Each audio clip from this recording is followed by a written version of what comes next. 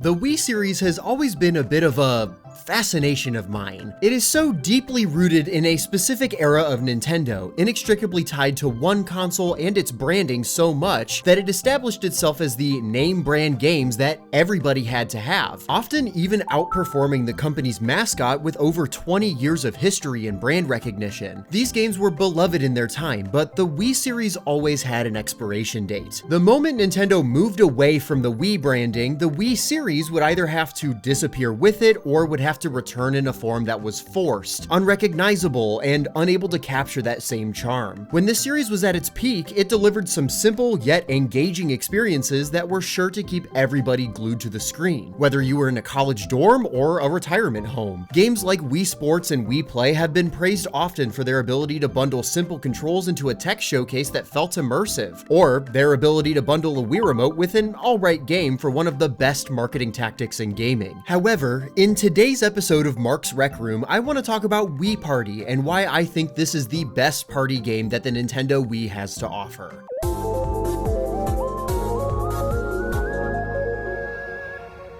Wii Party and the circumstances surrounding its creation are important for a few reasons. For one, it is one of the Wii's best-selling games, selling over 9 million copies, outperforming both Mario Parties released on this console, which is no small feat, because Mario Party was a series that had built up a storied reputation as the party game series that no other competitors could really touch. Wii Party is also notable because it wasn't developed by Nintendo's typical party partner. For the past 10 Mario Party games, Nintendo has been working with Hudson Soft, a studio that undeniably shaped the history of this series into the beloved party games that we know today. However, several key members of the team that had worked on previous Mario Party games would eventually leave Hudson Soft and migrate over to a new developer, ND Cube, whose name would later be changed to Nintendo Cube in September 2024. ND Cube was originally created as a joint venture in 2000 by Nintendo and Dentsu, a large Japanese marketing agency, as an official second-party developer to increase Nintendo's output of games on their then upcoming GameCube and Game Boy Advance. Prior to Wii Party, ND Cube's portfolio of games was a bit scattered. Their most well-known game was F-Zero Maximum Velocity for the Game Boy Advance, a well-received game in the series that was essentially a new, fresh follow-up to the Super Nintendo original. They also developed a few simple games like Card Party, Dokodemo Taikyoku Yakumen Advance, and Pool Edge, which are just card games, mahjong, and billiards respectively. These were probably the closest thing their portfolio had to a party game until 2010, when they released, you guessed it, Wii Party. When the time came to develop and release Wii Party, ND Cube thankfully had a team of party game veterans who had worked on Mario Party since the Nintendo 64 era, with some having worked on every single Hudson Soft Mario Party game available. And in August of 2010, the president of Nintendo at the time, Satoru Iwata, gathered a few of them to chat about Wii Party, in what I find to be one of the most intriguing Iwata Asks interviews ever conducted. One of the most experienced Wii Party team members in this panel was Atsushi Ikeda, who served as product manager for Mario Parties 1 through 4 and then producer on every Mario Party game since. Next was Shuichiro Nishiya, who served as planning advisor for Mario Parties 2 through 5, then became director for Mario Parties 6 through 8, and has since become president of ND Cube, replacing Hidetoshi Endo, who was ironically president of Hudson Soft before moving over to ND Cube. Another key figure on the Wii Party team was Miyuki Hirose, working for Nintendo SPD as a coordinator for Mario Parties 3 through 6, and then as an associate producer for Mario Parties 7 through DS. Alongside Hirose, Hiroshi Sato also worked for Nintendo SPD and served as coordinator for Mario Parties 2 through 4, then stepped into a producer role for Mario Parties 5 through DS. So, if it's not already abundantly clear, this team had lots of experience from creating some of the series' best games that they could easily carry over to Wii Party. However, Wii Party proved to be a bit more challenging to create than Mario Party, partially because of the strict brand guidelines for the games, including the Miis. I had actually thought about what would be fun about using Mii characters before I even proposed it, and all I could ever think of was making them look funny. I never worried about how to handle Mario and Mario Party, but I did wonder about the treatment of Mii characters. That's right. Once before, I had helped out with a game using Mii characters. At that time, we had fun making them look different, like dressing them up in different costumes. But this time, when I double-checked this in-house, I learned that there are rules governing the treatment of Mii Mii characters? Mii characters are a representation of the player. It's important to pay strict attention not to do anything that would make the players feel uncomfortable. So there are rules about the usage of Mii characters. At first, you thought it would be easy, but actually, it was hard. Yes, when we made Mario Party, we had to preserve the Mario style, that particular atmosphere, but as long as we did, we could do anything. And the Mario world is a surprisingly flexible one. Of course, some things are off limits, but there are surprisingly few. That's right. For example, there can be a volcano spewing lava, or you can go into outer space. There's quite a lot of freedom, but with the Mii characters, it was the opposite. It seemed like everything we thought of just got us into further complications. In the end, we were allowed things like having you float for a second, things that are impossible in the real world. That's probably the result of Hirose-san working things out without our knowing about it. I find this revelation interesting, but not too surprising. In my head, a lot of the appeal to the games involving the Miis is that you play as caricatures of yourself or others and put each other into funny or interesting scenarios, whether that is boxing, skydiving, or cheerleading. In Mario Party, players can be seen in tons of treacherous scenarios, from climbing out of a volcano to getting thrown off a turbine into electrical wires, from getting squashed, burned, trampled by a stampede of thwomps, and so much more. These goofy scenarios lend themselves to creating unique board and minigame ideas, but Wii Party scenarios were restrained much further than what would be found in a typical Mario Party game. It is a little odd to hear how strict these guidelines were, because in the final game, there are still remnants of what the team is talking about, like getting sent into the volcano on Board Game Island. I suppose you don't actually get burned or hit with anything in here, so I bet that Hirose's negotiations allowed the team to use the volcano setting after all. However, even beyond the usage of Miis, Wii Party also had to meet another set of strict expectations, the quality requirements that they needed to meet to be considered as part of the Wii series. We really did stress over making the Mii characters work this time, but aside from that, when we thought about this game being in the Wii series, we thought if we just put in board games and minigames using Mii characters, something would be missing. By Wii series, you mean games like Wii Fit and Wii Sports that start with the word Wii. Up until now, Nintendo has made all the Wii series games with in-house teams, and Miyamoto-san produced them all. In other words, the Wii series is a group of prominent Nintendo titles designed for the Wii hardware that anyone can play regardless of age, gender, or gaming experience. About 1 year ago, we hadn't formally decided on a title yet. If we had failed at that new challenge, it might have been released as Mii Party rather than Wii Party in the Wii series. That's right. You were told that if it didn't live up to the name of the Wii series, we couldn't give it the name Wii Party, so you had quite a challenge to overcome. Yes, we had to give it plenty of energy and time in order to earn the name Wii Party. What did you do toward that end? First, we decided to thoroughly readdress the basic question of what is a party? A home party, a birthday party. The more we thought about the various kinds of parties, the more we got bogged down. We really worried over it. The pressure to meet the expectations of the Wii series branding as a second-party developer sounds pretty crushing, to the point where the team started getting philosophical about what exactly a party even is. However, even though it sounds like a silly question, turning the concept of party games on its head is truly the backbone of what made Wii Party stand out compared to its contemporaries at the time. Despite these difficult expectations, suffocating restrictions, and philosophical questions, the team started searching for answers to that question: what is a party? And also, how might this party differ from the parties of the past? At first, we had tentatively been calling Mario Party for the Nintendo 64 by the name of Mario Board. In the end, we released it as Mario Party. Just like the name indicates, it consists of minigames playable on board games. So, rather than party games, you had board games in mind. That's right, that was our original departure point. So we were focused on playing board games and minigames on the television screen. But we thought once again about what a party is, and as a result, we realized parties are about having a good time together with other people. We decided to put in whatever we could think of, to a level surpassing any other product in the world. And the very last thing we thought of was play using the Wii Remote controller. We wondered about, rather than playing on the TV screen, playing on this side of the screen, using the room itself as a play space. One of our staff members is the type who doesn't usually talk about the contents of a game, but one day he quietly said, "What if we hid the Wii Remote?"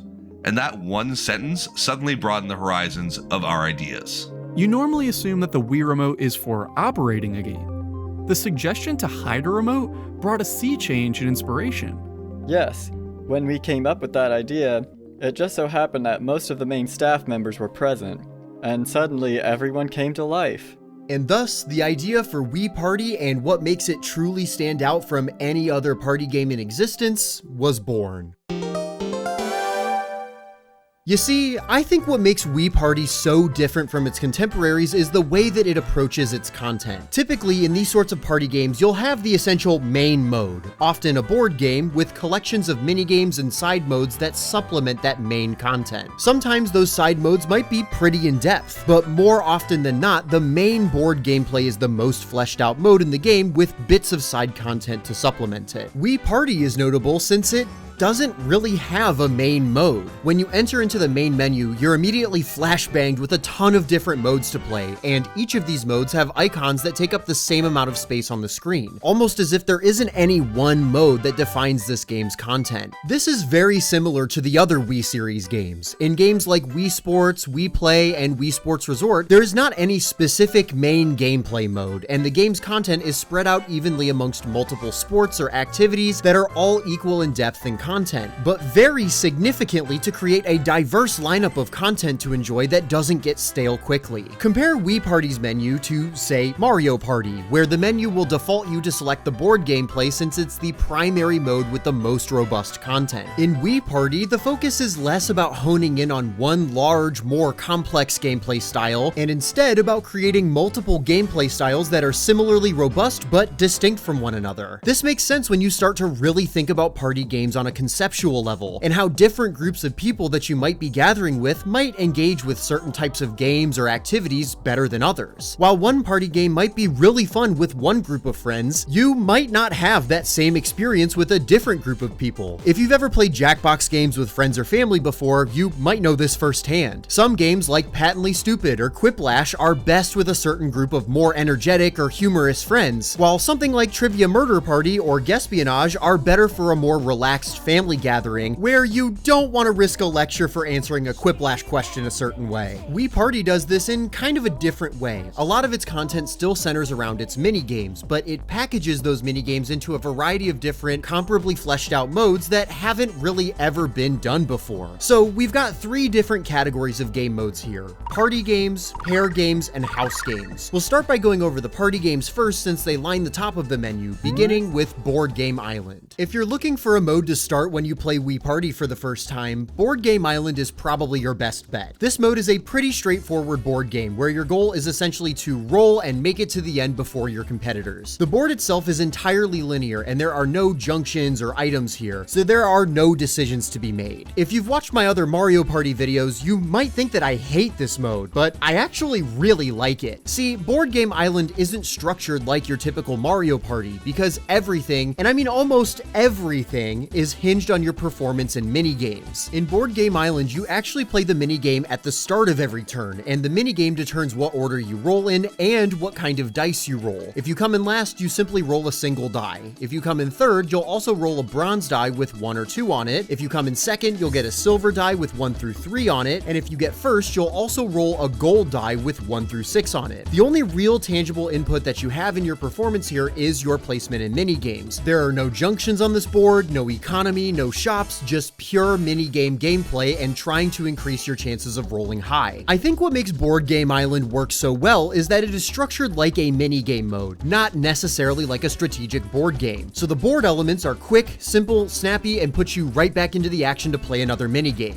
Yes, rolling dice does add an amount of luck into the mix, but if you're performing well in the minigames, you consistently have more opportunities to roll higher numbers. The luck is a pinch of hope that keeps everybody in the race feeling like they have a chance, but I like how this mode centers itself around minigames so much and commits to this idea. I also really like how the objective is entirely based on distance, so it's really easy to tell how well everyone is performing at a glance and enables the players who aren't in first to form alliances in the minigames. A good chunk of the spaces on the board affect your placement, sending you forward or backward in a variety of ways. The tornado space allows you to roll to send another player back a few spaces, the UFO allows you to swap places with another player for some real hijinks. Finally, you have the volcano space, which adds a ton of -4 spaces to the board, and the skull space, which sends players into the volcano? Why wouldn't you make the volcano space send players into the... You know what, forget it. The volcano kind of serves as a slight buffer, so you have to roll for at least a turn or two before you can get out and catch up to the other players. Finally, there are 1 versus 3 minigames and 1 versus 1 minigame spaces on the board, and landing here will initiate one of those minigame types. In the 1v1 minigame, the plaintiff can choose any other player to duel as long as they aren't in the volcano, and in the 1 versus 3 minigame, the plaintiff will always be the one. If the plaintiff wins the 1 versus 3, they will go forward 10 spaces. If they win the 1v1, they will go forward 7 spaces and send their opponent backwards 7 spaces. However, if the defendant or defendants win the minigame, then nothing happens. I like and appreciate that these minigame types are here, but there should be some kind of punishment for the plaintiff losing. Or, at the very least, send the team of 3 or the defendant in the duel forward a few spaces. It's just not fair that only the player who landed on that space can really gain, and the other players are just playing the minigame to protect the status quo. They need a little bit more incentive here. Along the path of the board, there are several challenges that will stop the player to force them to compete in an entirely luck-based challenge. These range from picking a lane and hoping that the barrels don't break and stop you from moving forward, getting to a roadblock and trying to roll a high number, getting to a roadblock and trying to roll a high number, getting to a roadblock and trying to roll a high. A lot of these events are really just brick walls that stop you dead in your tracks to see if you can roll high enough to continue on or to see if your turn ends at this blockade. I get it, these are in place to prevent a player who's winning a lot of minigames from just rolling dozens of spaces ahead of the other players unimpeded, but there just had to be a better way to create this dynamic. I'm fine with some luck-based blockades, but it would have been cool if maybe the player had to compete in a 1 versus 3 minigame at one of these before they can continue on to give more of that emphasis on minigames. I understand why they're here, I just wish that they were implemented in a way that wasn't so repetitive and was more engaging. At the top of the island, there's yet another blockade where the player needs to roll a 6 or higher to pass. What's cool about this blockade is that if you fail, as long as you don't get set back any spaces, you can try this again, but with the dice that you win from a minigame to increase your chances at clearing this objective. I love this. It keeps that element of luck intact, but winning the minigame seriously increases the potential of victory. If you have no additional dice block, your chances of winning are only 1 in 6, or 16.67%. However, if you have a golden die for getting in first place, your odds increase exponentially to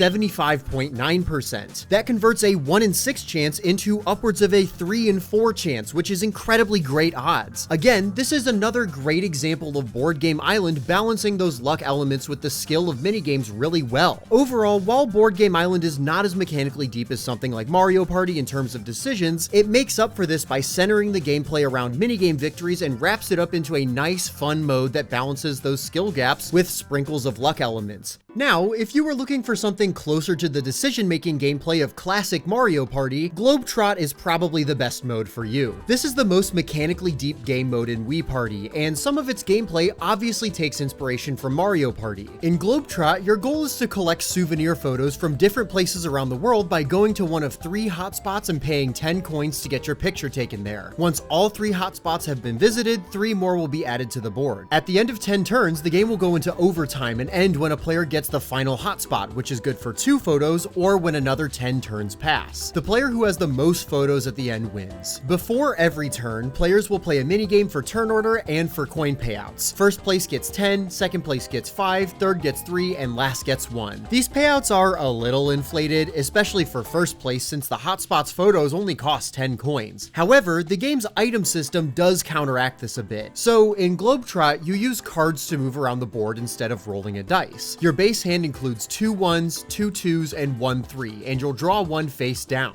However, you can also buy tons of transport cards that will let you move further, faster, and more reliably. The train card will move you 4, 5, or 6 spaces. The taxi only moves you up to 3 spaces, but you get to choose where you want to land, so this can help you arrive at those hotspots more reliably. The helicopter takes you 8 spaces, the hot air balloon will take you anywhere from 3 to 8 spaces randomly, and the airplane will take you to one of the airports on the map for quick macro traversal. Finally, the Super Me is essentially this game's genie lamp, taking you directly to the hotspot of your choice. The items are all about traversal, so there isn't much in the way of messing with your opponents, which I kind of find disappointing. However, this does encourage an arms race for players to gather high-rolling items to try to get to these hotspots faster than the other players and snag that victory. It's a really neat dynamic that I think makes for a fun, kind of micro-sized Mario Party experience. There are a few different space types around the board here, including ones like the train space, space that provides a vehicle card, the odd job space that will provide you with a number of coins determined by this wheel, the shop space where you can buy cards, and the 1 vs 3 space where you'll play a 1 vs 3 minigame. If the 1 wins, they get 15 coins, but if the 3 win, they get 5 coins apiece. Take notes, Board Game Island. There are the aforementioned airports and also seaports scattered along the board that you can use to travel between continents conveniently. And finally, there's the surprise space, which can cause a variety of events from swapping places to stealing coins. Globetrot is a fun,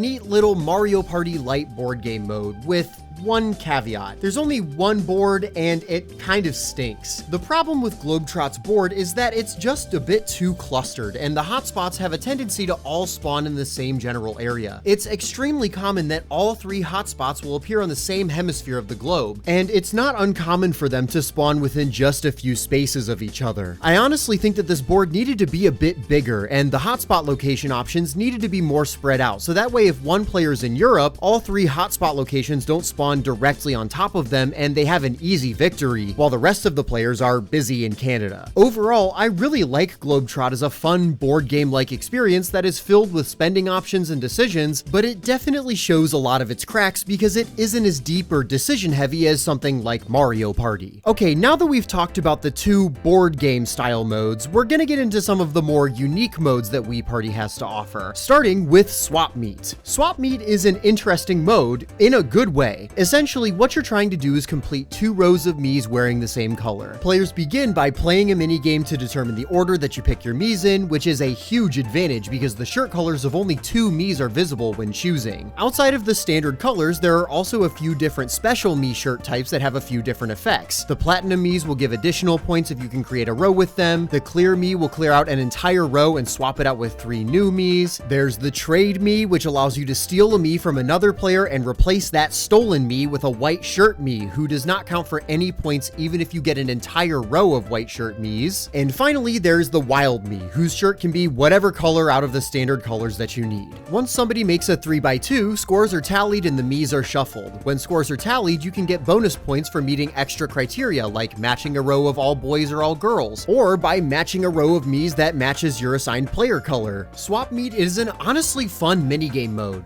Like the 2 previous modes we've talked about thus far, it places high value on minigames and gives skilled players a strategic advantage, but even if you're not great at the minigames, there are plenty of opportunities to win the game if you're strategic enough about your Mii picks. The only real problem that I have with Swap Meet is this little pedestal here. If you don't like the Mii that you picked, you can simply pass on it and not have to integrate it into your roster. I don't really like this. I think this mode would be better if you always had to squeeze every Mii that you pick into your roster, whether this was positive or negative. This way, say there's a Clear Mii available to be picked and another player is close to getting a 3x2. The 3 other players could choose to gang up on that one player to try to force them to then come in 4th, and then they have to blow up their own plan with the Clear Mii. In the current version of Swap Meet, that player could just pass on the Clear Mii and keep their close victory, but if they were forced to select that Clear Mii, it would give a much more competitive edge to the gameplay here. I just honestly like it when party games incentivize players who are ultimately competing with each other to form temporary alliances to tear down a player who is ahead of everyone else. And while that's still present here, being able to pass on Miis kind of removes a bit of that incentive. Regardless, Swap Meet is a fun minigame mode that doesn't overstay its welcome and encourages some quick strategic thinking. Spin-Off is probably one of the most interesting modes in this game. Spin-Off is centered around spinning a big wheel for big rewards with a giant pot of medals hanging over the players' heads. There are a variety of spaces on this wheel that will add medals to the bank, take medals away from the bank and give it to the player, or take medals from the player and add it to the bank. If you land on either a 4-player or 1v3 minigame, the players will all play for everything in the bank, which could be up to tens of thousands of medals. This is how you create a fun and engaging game mode centered around luck. Spin-Off commits hard to its luck-focused gameplay. For the majority of the game, all you're doing is spinning the wheel and watching what happens. However, with each spin, the jackpot of medals grows larger and larger, increasing the stakes more and more until until eventually you're playing the most intense minigame of your life with a huge jackpot on the line, placing insane value in your performance in this one minigame. There's also a lucky space, which allows the player to spin again with 3 potential options on the wheel: an X, which does nothing, a half space, and a win space, which awards the lucky player the pot. You'd have to be really lucky to get this since it relies on you spinning well twice in a row, so I think that this big payoff is a worthy reward for being so lucky. Finally, there's a 1v1 space where players can challenge another player to a duel. If the plaintiff wins, they get half of the defendant's medals, but if the defendant wins or the players tie, nothing happens. Similar to the duel in Board Game Island, I think that the plaintiff in the duel should have to wager their own medals as well. It's really unfair to the defendant in this minigame and lets the plaintiff get away without any repercussions, which cheapens the stakes of the minigame, especially for a mode that is so focused on creating high-stakes minigames and big rewards for victories. Despite some flaws, Spin-Off manages to achieve the unthinkable, creating a luck-based minigame mode with consistent player engagement, fast, punchy, and impactful rolls, and huge stakes that can get the entire room to tense up once the minigame finally rolls around. It's so much fun, especially with a group of friends as you take turns rolling and adding to the pot, groaning and mocking anybody who dares to take 300 coins out for minimal self-gain. Is Spin-Off the most fleshed out or mechanically deep mode? No. Is it a strategic minigame mode? No. But does it manage to create a really fun and fast-paced mode centering around luck mechanics? Absolutely. And finally, last up in the party games lineup, we've got Bingo, probably the weakest mode in the game so far. In Bingo, players pick a card with a bunch of Miis on them, and then they literally just play Bingo, marking off Miis as they're selected from this Bingo cage. First player to get a Bingo will win. Occasionally, a minigame ball will be selected, and the winner of that minigame will get to pick a Mii to mark off on everybody's sheets. Honestly, this mode is just kind of boring. It's really vapid and can be completed in like 5 minutes. The idea isn't bad. I mean, Mario Party 6 had Treetop Bingo, a mode that was essentially the same thing, except players played a minigame every round, and the winner got to mark off a number from everybody's charts. That one was a lot better because it placed more of an emphasis on minigame wins, and you could even toggle how many lines somebody had to complete before they could win. Wii Party's Bingo is strangely centered less around the minigames and minigame victories, and minigames are more so just sprinkled throughout the mode as a bit of a break from just drawing Miis. It's very flavorless and shallow. So that's all of the party game modes in the game. Honestly, it's a cool collection of modes outside of Bingo. They all do a fantastic job of centering the gameplay around minigames and minigame victories outside of Bingo, while also adding unique mechanics and ideas that tie those minigames together. While Mario Party's board gameplay is larger, longer, and more mechanically rich, Wii Party's party game modes are more concentrated, fleshed out minigame modes. Here, minigame wins are what separates the victors from the losers. That isn't to say that there's no chance that you win Board Game Island if you don't win any minigames, but if you're able to consistently place highly in the minigames, you're going to be rolling higher more consistently and balancing out those bad rolls with more opportunities to outroll your opponents. It rewards skill in a way that is satisfying for players who win minigames, but still gives players who might struggle opportunities to pull ahead. I love how diverse these modes are too. You've got the linear board game style that's very easy to understand and fast-paced. You've got the slightly more strategic board game that is much faster than a game of Mario Party at the cost of some depth. You've got a mode that encourages strategy and moving in silence to rack up points to steal victory out from under your opponents. You've got the high-stakes, luck-based mode that can create some incredible tension, and bingo. If you've got a group of 4 friends coming over, there's almost certainly something here that's going to keep you entertained. However, let's say you only have 1 friend joining you. What are some options that you guys could play?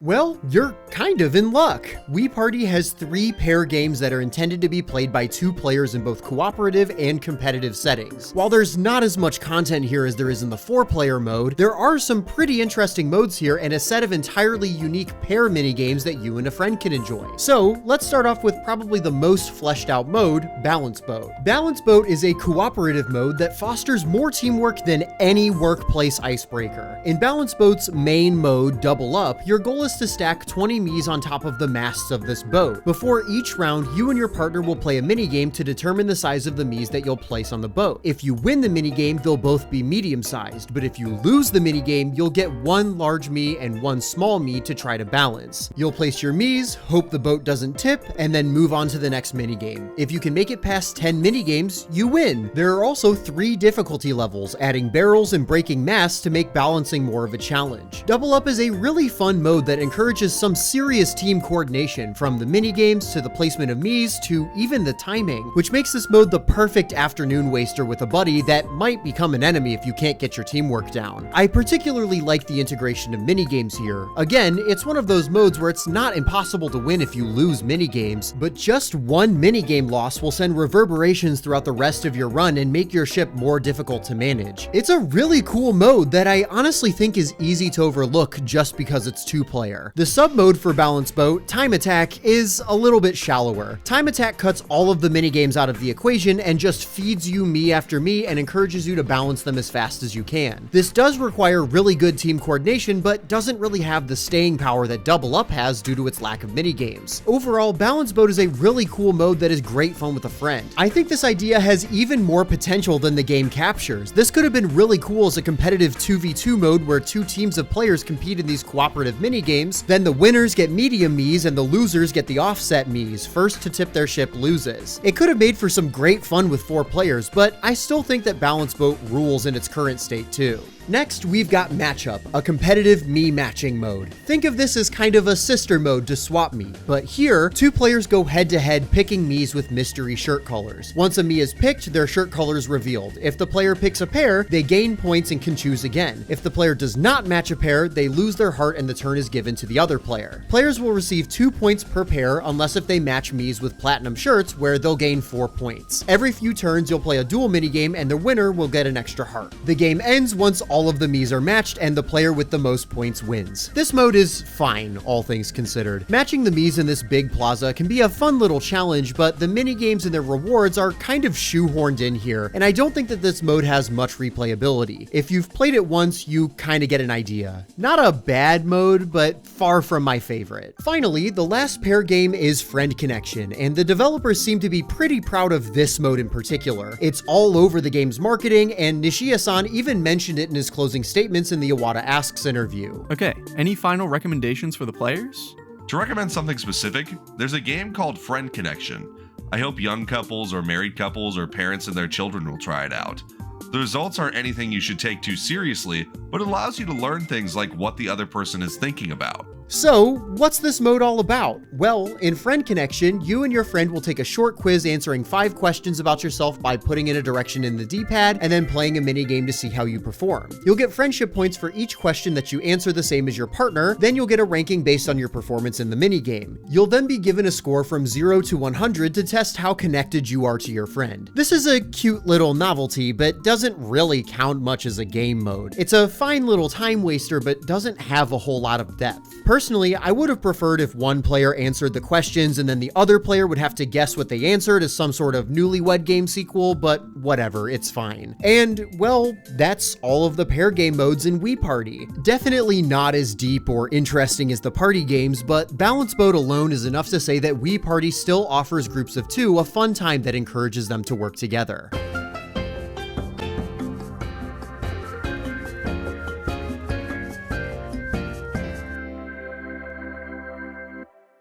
So before we go to the final set of game modes in Wii Party, I think now is the best time to talk about the minigames since they don't appear in House Party. So I'll be rating these minigames on my scale from 1 to 10 and finding the mean, median, and mode for Wii Party's minigames to see just how good this game's minigame set is. The score for each minigame will appear on the bottom right corner of the screen as I discuss them. So Wii Party's minigame set is weird to discuss. Usually in these videos, I omit any minigames that cannot be found in the minigame set during the main Minigame Modes since I wanted to measure these games by the set of minigames that you'll encounter during board play. It would be weird or unfair to let story minigames or extra minigames sway those numbers since they cannot appear on the boards. However, as you've probably guessed, that's hard to do for Wii Party because it doesn't really have a main mode, and different types of modes will omit certain types of minigames. For example, you can't get a 4-player minigame in Balance Boat. So here's what I've settled on. I'm going to rank all of the 4-player, 1 vs 3, 1v1, and pair minigames, but I'm going to create 2 data sets for this game, one for the party set and one for the pair set. This way, you can get an idea of how good the minigame set is for either mode, and there's minimal confusion,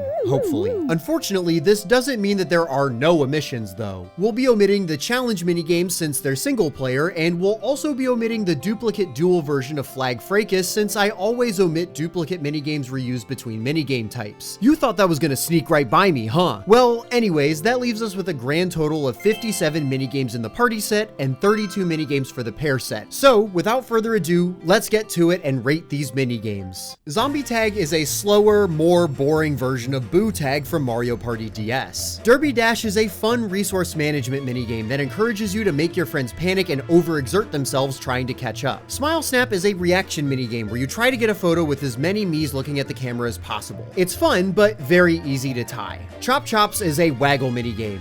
I'm in pain. Walk Off is a fantastic minigame where you have to run as close to a specific distance as possible. I love this one because it's challenging, tough to perfect, and demands all players' attention. It's always a great time. Shifty Gifts is a fun little balancing minigame. However, sometimes some players will get less cumbersome gifts compared to their opponents, which makes this minigame more luck-heavy than it really needed to be. Flap Hurdles is a good little timing minigame that works surprisingly well with motion controls. Jumbo Jump is just a simple jump, but you'll be surprised how fun this one can be when everybody is confident that they timed their jump the best. Moon Landing is like a more fun vertical version of Mass Meteor from Mario Party 6, but the camera makes it really hard to be able to see what's beneath you, so you can sometimes get hit by something you realistically couldn't see coming. Pop Gun Posse is an alright little light gun minigame, but it doesn't really incentivize shooting your opponent's cans or messing with their rhythm. Personally, I think that you should get points for shooting your opponent's cans, but if your can hits the ground, the punishment would be more severe.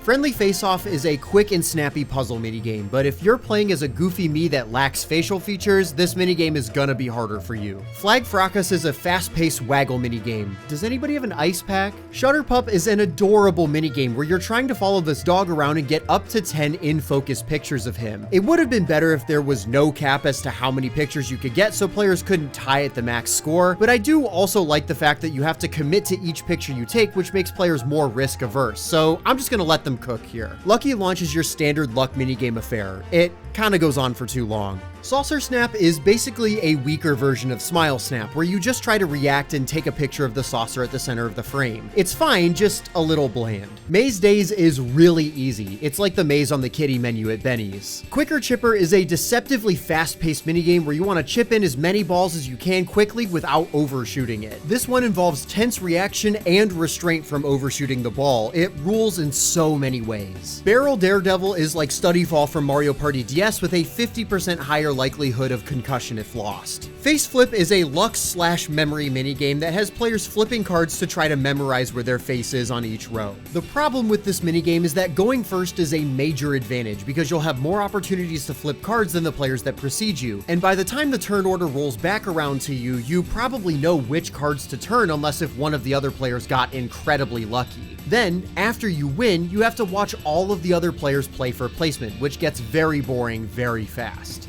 Goal Getters is a timing minigame that is way too easy. It's far too likely that you'll score all 5 goals. Stopwatchers is a classic stop the clock on a designated time minigame, like Time Bomb from Mario Party 2. It's simple but tense fun. Chopper Hoppers is a fun, albeit kind of slow rescue mission. Puzzle Pickup is a simple shape matching minigame. Not too much to this one. Feathered Frenzy is a fun light gun minigame where you're catching feathers, but you have to be dead on or the feather will float away from you. This also gives you the potential to mess with your opponents as well. I like it. Follow Your Face is a kind of bland shell game. The final round is also what ultimately matters since it's worth the same amount of points as the first 2 rounds combined. Strategy Steps is a great mind game minigame where you want to advance faster than your opponents without picking the same number as them. It's also impossible for all of you to advance in a single round, which I think is great. You really get into the mind of your friends in this one. Tropical Punch is a really stilted and awkward minigame with a great idea. This one should have been more speedy and offense focused, less cumbersome and defense focused. Pearl Plunder. Oh boy, I sure do hope that this oyster that I'm near opens up. Hammerheads is yet another fun minigame idea that is slow and stilted in execution. Whack-a-mole should be fast-paced and reaction-heavy, not like walking through an aisle at a grocery store. I do like that you can hit your competitors though, that's funny. Crash Balls is a fast, slippery minigame where you try to be the last player standing and bump your opponents into the holes in the board. Unfortunately, since you accelerate so quickly and the minigame is survival-based, this rewards more defensive strategies rather than offensive strategies where you're trying to knock other players in. I think that this would have been more fun with a time limit and point bonuses for knocking others into holes and reductions when you fall in, but as is, the minigame is still great. Rope Sling is a fun little minigame where you launch yourself as far as possible off of this vine. A fun momentum moment. Space Brawl. Crash into your opponents and throw things at them to rack up points. Throwing things is a little OP, but this minigame is fun regardless. Dicey Descent is a fine enough luck minigame. Doesn't do anything that we haven't really seen before and is a little easy to tie, but whatever. Cosmic Capers is a racing minigame with a hint of mashing.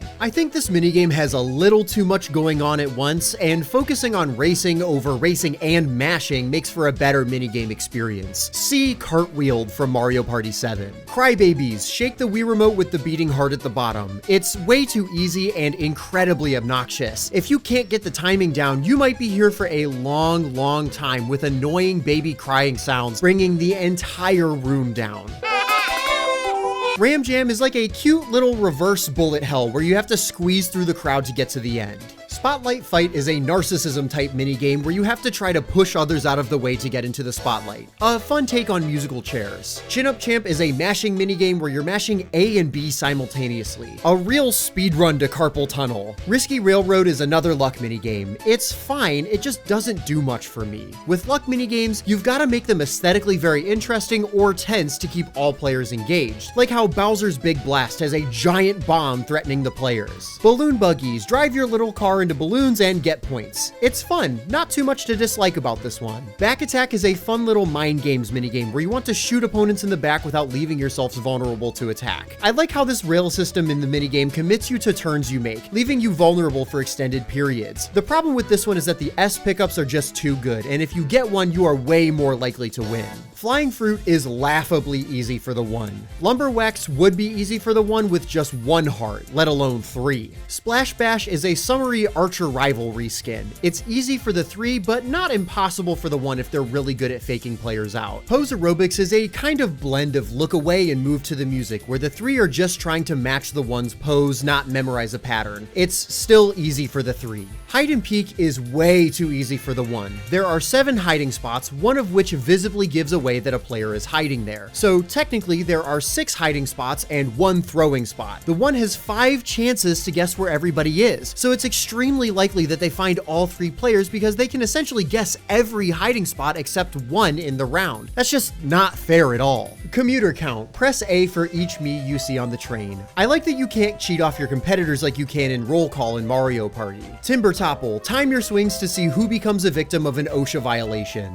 Delivery Duel is a really fun routing minigame where you try to deliver your pizza faster than your opponent. This one's a great time and makes me wish that the tracks were longer so there were more opportunities for wrong turns. Roll to the Goal. The name says it all. A pretty good usage of motion controls. Channel changers, competitively changing the TV from HDMI 1 to HDMI 2 for your parents. Just kind of a vapid minigame. Springtime, kind of the same as Timber Topple with a less interesting aesthetic. It also loses a little bit of that back and forth rhythm that makes Timber Topple more interesting. Jangle Wranglers is a literal herding minigame where you try to coerce the sheep to go over to your pen. It's fun. Poppin' Pilots is a fun little on-rails minigame where you try to bump your opponent out of the way and get more balloons than them. Very reminiscent of Target Tag from Mario Party 7 and surfs way up from Mario Party 8. Pop-Up Bandits is a classic light gun minigame. Shoot the outlaws, not the maidens. Great usage of the Wii remotes. Fruit Focus is like the generic brand version of Fruits of Doom from Mario Party 4. It's just way too easy to memorize all of these. Fruits of Doom just does this idea so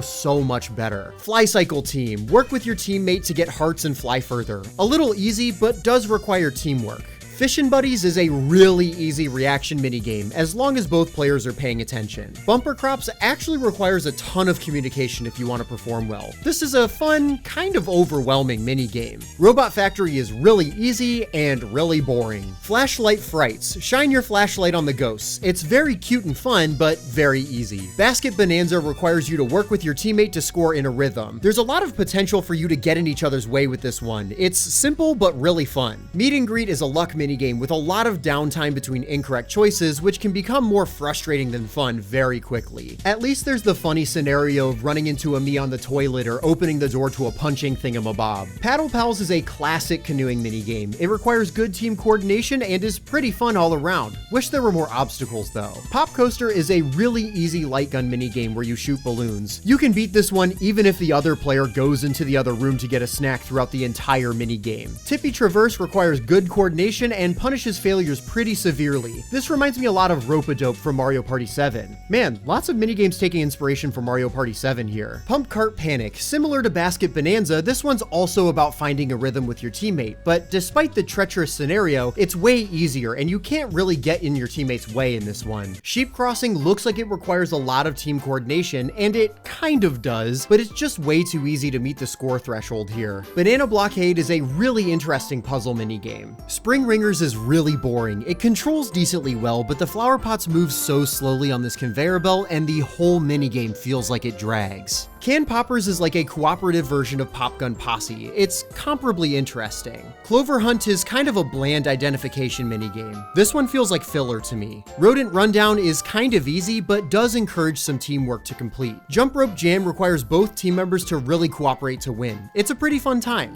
Bobsled Highway is kind of like Bobsled Run from Mario Party, but without the element of competition between the teams. It's a little weaker because of that. Color Coordination is a fun little puzzle pathing minigame, but it's pretty easy to complete. Teamwork Temple is essentially this game's version of Dungeon Duos from Mario Party 4, although, again, this minigame lacks the competitive edge that Dungeon Duos has. It's still really fun though. Blastronauts is a minigame that sees players blasting through a cramped asteroid field while tied together. It requires some good coordination and is actually challenging at times. And that's all of the minigames in Wii Party. Wii Party's sets scored similarly overall, with the party set getting a mean score of 5.48, a median of 6, and a mode of 5, and the pair set got a mean score of 5.47 with a median of 6 and mode of 5 as well. Comparing the party set to the Mario Party games that we've discussed thus far, that would put Wii Party above Mario Party 8 but behind Mario Party 3. However, take this ranking with a grain of salt since these games are designed a bit differently. Overall, the minigames in Wii Party are pretty consistently good. There aren't a lot of downright horrible minigames in the set, but there also aren't as many major blockbusters either. Walk Off was the only minigame to get a score of 10 here, and the only minigame to get a 9 was Quicker Chipper. Something that I appreciated about Wii Party and its minigames was its implementation of motion controls in a more thoughtful manner. There are a few waggle minigames, but there are also lots of minigames that utilize motion controls in a way that elevates them instead of hindering them. Quicker Chipper, as an example, is better because you have to raise the Wii Remote to the power level you want quickly without making coarse movements that overshoot the ball. This would probably still be fun with a button press, but it's even better with the Wii Remote. Something that I also found was that the pair minigames are generally pretty good, although I can't help but feel like almost all of them could have worked as 2v2 minigames in the party mode, and would have been even better with two teams competing against each other. They're well-designed, fun minigames, but there's an element of competition and pacing that's lost when you're just trying to meet a clear condition. They function fine, especially for modes like Balance Boat, but I struggle to see why modes like Globetrot or Board Game Island couldn't have had 2v2 versions of these minigames on the boards. Well, before we wrap up this section, let's briefly discuss the game's minigame modes.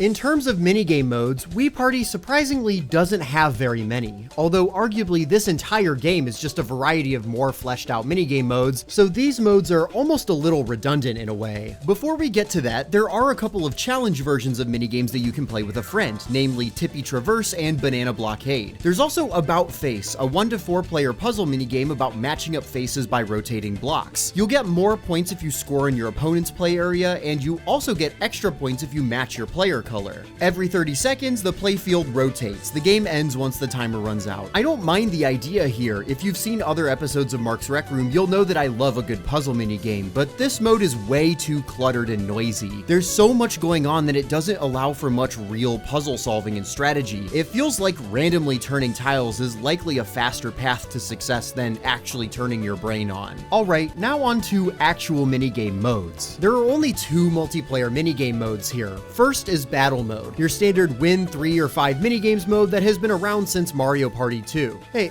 wait, I think something's missing there. Regardless, there's only one other minigame mode, but it's one of my favorite minigame modes out of any party game I've ever played. Spot the Sneak is an extremely clever and memorable minigame mode that does not get the respect it deserves. Here's the basic premise. You'll play a set of either 3 or 5 minigames, and whoever has the most points at the end of the set wins. First place in the minigame wins 40 points, second gets 30 points, third gets 20 points, and fourth gets 10 points. However, before each minigame, the game will initiate Rumble Time, where each of the players' Wii remotes will rumble, except for one. That player is the Sneak for this minigame. The Sneak is given a secret advantage in the minigame, which can range from their Wii remote quietly rumbling when they hover over the correct answer in a minigame like face flip or walk off, to their controls not getting messed up in maze days. At the end of each minigame, the players will all guess who the Sneak was in that last minigame. For every player the Sneak successfully tricked, they will have to give the Sneak 10 points, but for every player that guessed the Sneak successfully, they will receive 10 points from the Sneak.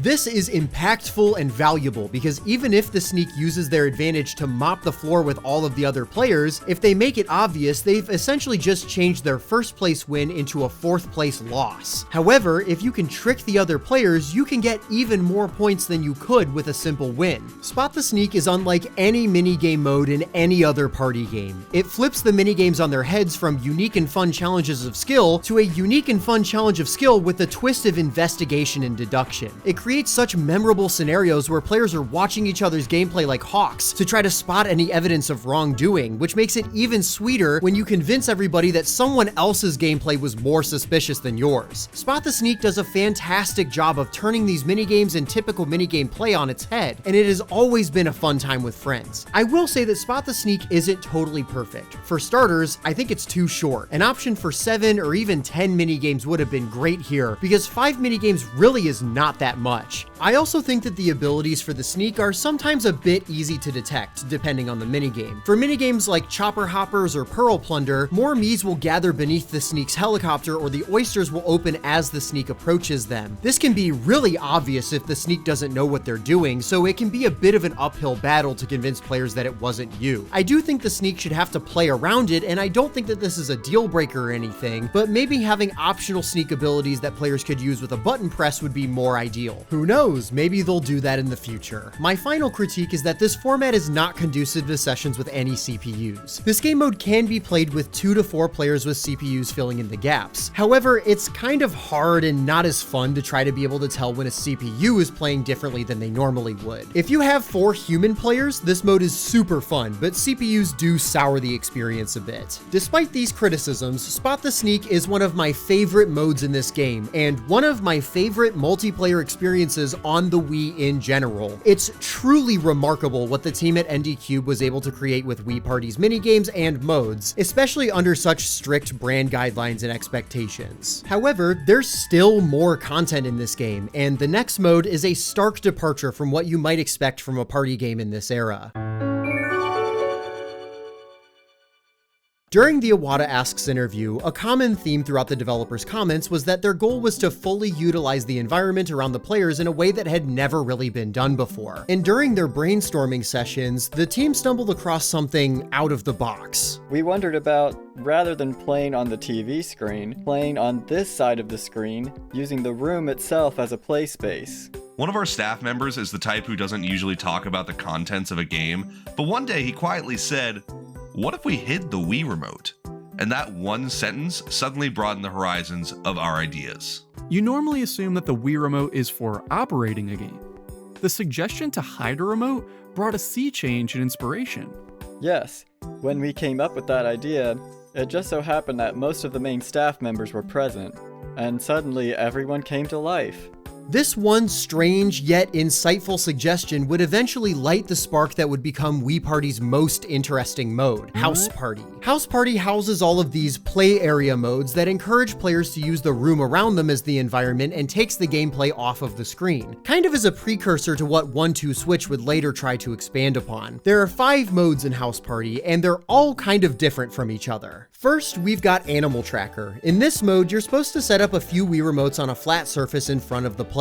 Each round, a different animal or Mii will come up to the front and make a sound, and the players are all supposed to listen for which Wii remote makes that sound. If you grab the correct Wii remote and press A, you get to point at your Mii and add a point. First player to 3 points wins. This mode is really cute. The sounds of all the different animals are adorable, and it's really endearing hearing that super crunchy Wii remote audio again. It'll kind of become a frantic rush to just grab any Wii remote if you're playing with a maybe more aggressive crowd of adults, but it's a cute mode nonetheless. Next up is Hide and Hunt, the mode that spawned from that staff member's comment. In this mode, one player will hide Wii remotes around the room and the other players have to find them within the time limit. The hider will ask all of the other players to leave the room, find hiding spots for each of the Wii remotes, and press A once that remote is hidden. When the players come back in, they will have anywhere from 1 minute to 2 minutes to find the Wii remotes, depending on how many players there are. Every 10 seconds, the Wii remotes will make a random animal noise to help the hunters find them. When a hunter finds a Wii remote, they will press A to note that it has been found. The hider will get points for every second that the hunters took to find the Wii remotes. After everybody gets a chance to hide, the hider with the most points wins. This is also a very cute mode. I really like the usage of the Wii remote speakers, and this idea is really out of the box in more ways than one. This is a fun little mode with a lot of replay potential, although if you're playing this with some competitive friends, you may need to set some house rules, or else you're gonna have to retrieve Wii remotes from places you probably don't want to. Next up are 2 hot potato bomb themed minigames, Time Bomb and Word Bomb. Both essentially function similarly, where you do not want to be the sorry sucker caught holding the bomb when the timer reaches 0, and the player or players who get blown up lose. In Time Bomb, the bomb, or Wii remote, is passed physically from player to player. Each player is given a button to hold on the Wii remote, and they have to try to transfer the Wii remote to the other player without letting go of the button until it's passed. You can't shake the Wii remote around too much or press the wrong button either, or it'll explode. It's kind of like Controller Twister in a way, and this can be really fun with a group of friends who are comfortable with passing the controller around and trying to work together to prevent the bomb from exploding. Word Bomb is similar, but has more of a word focus, shockingly. You don't really have to worry about pressing buttons or keeping the Wii remote steady in this one. Instead, you'll be given a category of words like hats or flying objects, and you'll have to say a word that fits that category, then pass the bomb to the next player by pressing A. If a player says something that doesn't apply to that category, the player after them can press 2 to put the bomb back into their hands until they get it correctly, which allows some room for cheating, but if you're gonna cheat at Wii Party Word Bomb, I feel like you're just not fit to play party games in general. These are fun icebreakers to play with a group of friends. I do wish that there was a mode where you could play until the last player standing instead of the game ending once the bomb explodes once, but whatever, it's still a fun time. Finally, we have Buddy Quiz, a mode very similar to Friend Connection from the pair games. Hirose also mentioned Buddy Quiz in the Iwata Asks interview as a mode that she recommends that players try.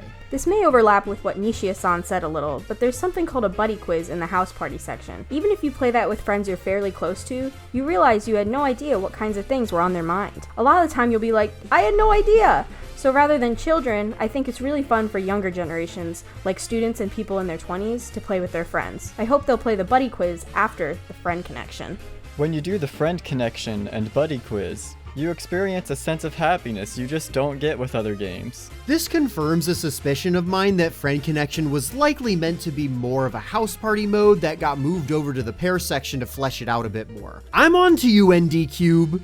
Anyways, conspiracies aside, Buddy Quiz is the better version of Friend Connection in my opinion. For one, Buddy Quiz is playable with up to 4 players. And 2, you may remember my critiques of Friend Connection where I said, personally, I would have preferred if one player answered the questions and then the other player would have to guess what they answered as some sort of Newlywed Game sequel. Well, that's exactly what Buddy Quiz is. One player will answer a total of 6 questions on their Wii Remote, and the other players will have to guess what their answer was. If they guess the buddy's answer correct, they get points. As the questions go on, the contestants will have more answers to choose from, but they'll be awarded more points for getting the question right. At the end, the contestant with the most points wins. I love these sorts of modes. I really like getting to know my friends better through fun means and trying to guess what career they'd like the most or which smell they'd prefer. It makes for a great social adhesive as everybody has fun getting to know each other. This is probably my favorite mode in House Party. Sure, it's not as clever with the Wii Remote's features and doesn't really do much with the space around the players like the other modes do, but this is just such a fun time with a group of friends. House Party in general is a really cute standout mode for this game. There's not a ton to analyze here. These modes aren't incredibly deep or anything, but they're incredibly distinct from any other party game available, especially for the time.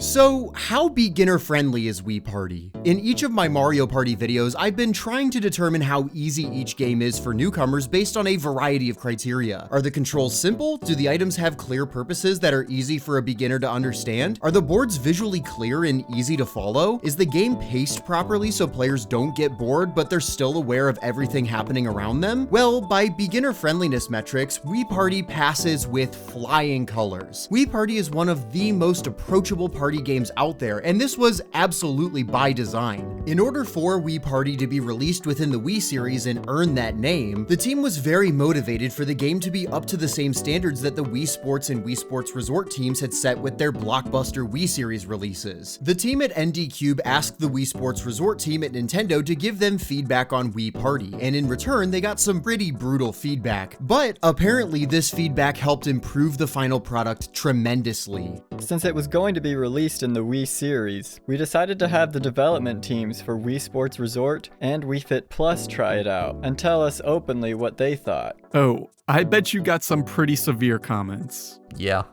To be honest, some of them were so severe that I was like, you don't have to be quite so harsh, you know. But it had been decided we were going to use the title Wii Party, so the team's motivation was pretty high. We were happy to be recognized as a part of the Wii series, so while we had to endure some pretty tough criticism, our attitude was, let's fix everything they mentioned.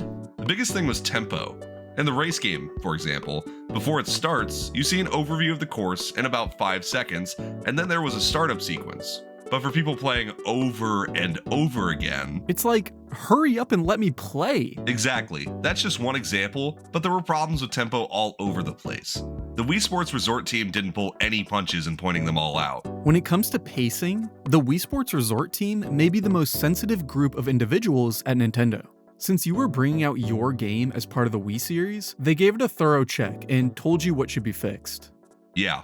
We were grateful for that. This feedback, while pretty harsh, was very astute and helpful because the final product is paced incredibly well. The board modes are quick and snappy, the minigames are often engaging for all players, and the gameplay in general is respectful of your time and offers a variety of ways to play. The Wii Sports Resort team didn't stop at that though. They had even more brutal words for the minigames themselves. Improving the tempo was important, but what really struck me was when they said, some of the minigames are low in quality.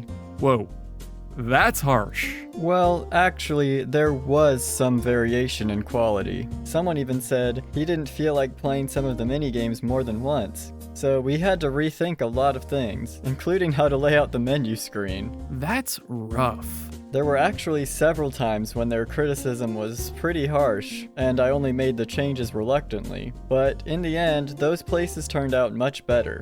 Besides, we were really thankful that they had taken the time to pay attention to such small details. When I played Wii Sports Resort again, there were a lot of places where I thought, now I see.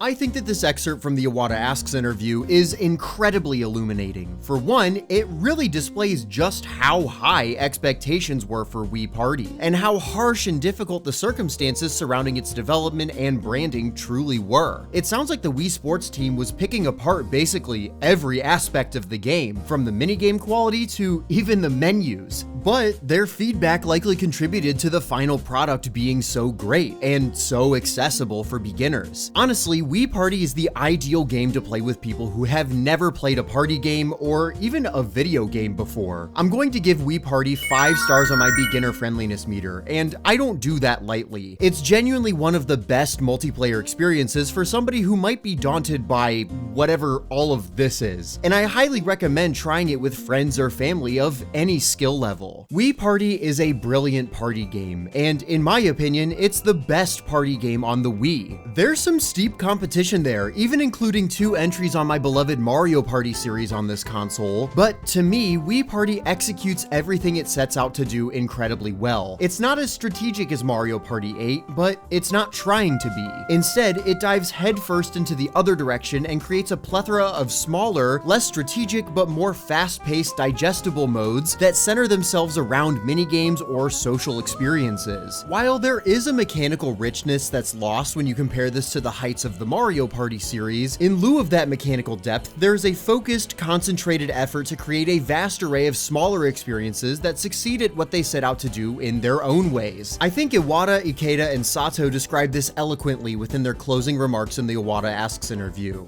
This time, I feel like we made game software to which the word party really is appropriate. Family members and friends can battle each other in 4-player mode, and couples can play in cooperation with each other. You can party it up apart from the television as well. What's more, we made it a party game that grandmas and grandpas can join and play without the need for a handicap, so I hope everyone will live it up as they play. It's a party game that, like the other games in the Wii series, allows a wide variety of people to play, and carries that even further. Everyone on the development team has their own life, and put in what they value as fun. That gives the game a distinct character that I hope everyone will enjoy.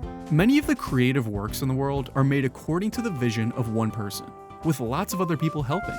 But when various personalities and creative sensibilities come together into one pot, bound together by common rules, like with the game WarioWare Inc. Mega Microgames, you can sense a mysterious appeal and richness. I couldn't agree more. I love Wii Party for its ability to provide such diverse party game experiences wrapped into a package that still somehow feels cohesive and intentional. Not every mode hits, not every game is a winner, but there's a richness and consistency throughout this game that makes it, in my opinion, the best party game on the Wii, even outshining the likes of Wii Sports and Wii Sports Resort. I love Wii Sports and Wii Sports Resort as incredible single-player and multiplayer experiences that double as strong tech showcases, but Wii Party has stronger staying power that doesn't get stale for me, even decades later. It doesn't just have a ton of minigames, it also has an expansive variety of modes to play that make those minigames the primary focus and helps them feel fresh even upon replays. I personally find Wii Party more fun to replay with friends as the years go on. There just always seems to be a mode that fits whatever setting we're playing it in perfectly. This game would solidify ND Cube as the go-to party game developer, especially as Hudson Soft closes officially, leaving the Mario Party series to need a new studio to officially carry that torch. Wii Party served as the perfect audition to prove that ND Cube was up to the task of developing Mario Party going forward, but it was also a pivotal moment for the team at ND Cube in reshaping how they would approach the development of party games moving forward, and Iwata and Ikeda affirmed this within the last few sentences of this interview. When I see the TV ads of the game, which simply showed how the 5 members of Arashi had naturally enjoyed playing Wii Party, I feel like we have redefined party games and established a new standard. So I hope everyone will play this game for a long time to come. I do too. I hope people will play Wii Party for years to come as the new standard in party game software. So, I hope that you'll join me for the next episode of Mark's Rec Room about Mario Party 9, to see how this new standard in party game software is integrated into the party game series that we know and love. Thanks for watching, and have a great rest of your day.